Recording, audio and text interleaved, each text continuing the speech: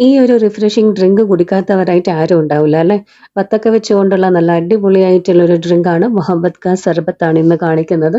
അപ്പൊ ഞാനിപ്പം കുറച്ച് വത്തക്ക ഒന്ന് കട്ട് ചെയ്തിട്ട് ഒരു ബൗളിലേക്ക് ഇടുന്നുണ്ട്. ഇനി നന്നായിട്ട് നുറുക്കിയെടുക്കണം. നുറുക്കിയെടുത്ത വത്തക്കയിലേക്ക് ഞാനൊരു 1/4 ഗ്ലാസോളം വെള്ളം ഒഴിച്ചു കൊടുക്കുന്നുണ്ട്. വെള്ളത്തിന് പകരം ഐസ് ക്യൂബ്സ് ചേർത്ത് കൊടുത്താൽ മതി. അപ്പൊ അത് അലിഞ്ഞോളുമല്ലോ. പിന്നെ മധുരത്തിന് വേണ്ടി പഞ്ചസാര ചേർത്ത് കൊടുക്കാം. 2 ടേബിൾ സ്പൂൺ കസ്കസ് ഞാൻ ഡയറക്റ്റ് ഇതിലേക്ക് തന്നെ ഇട്ട് കൊടുക്കുന്നുണ്ട്. നമുക്ക് വേണമെങ്കിൽ കുതിർത്ത് വെച്ചിട്ട് അങ്ങനെയും ചേർത്ത് കൊടുക്കാം. ഇത് വെള്ളം ഉണ്ടല്ലോ, അപ്പൊ എന്തായാലും കുതിർന്ന് വന്നോളും. ഇനി ഇത് നമുക്ക് ഗ്ലാസ്സിലേക്ക് സെർവ് ചെയ്യാം. ആദ്യം 2 ടേബിൾ സ്പൂൺ പാൽപ്പൊടി ഗ്ലാസ്സിലേക്ക് ഇട്ട് കൊടുക്കാം. അതിലേക്ക് ഒരു 1/4 ഗ്ലാസോളം വത്തക്കന്റെ മിക്സും കൂടെ ചേർത്ത് കൊടുത്തിട്ട് വീണ്ടും 2-3 ടേബിൾ സ്പൂൺ പാൽപ്പൊടി ചേർത്ത് കൊടുക്കാം.